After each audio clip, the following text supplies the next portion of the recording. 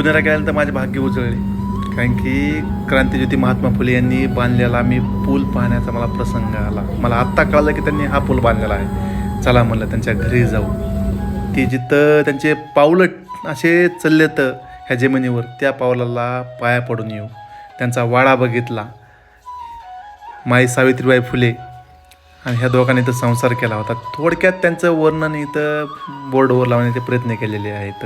त्यांनी केलेले कार्य, त्यांनी इथं त्यांची खिडकी असतीनं सामान ठेवलं असन, त्या दोघांनी इथं संसार केला असन.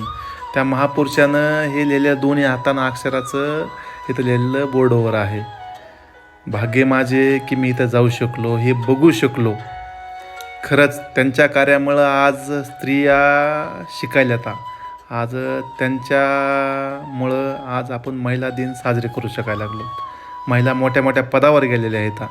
ते मी विहीर पण पाहिली ज्यांनी दलितासाठी खुली केली होती. ते पाणी देखील पाहिलं ज्यांना पिण्यासाठी लोकांची तळमळ उठायची. ह्या टायमाला शक्य वाटतं, पण त्या टायमाला शक्य नव्हतं. ते त्यांनी शक्य करून दाखवलं.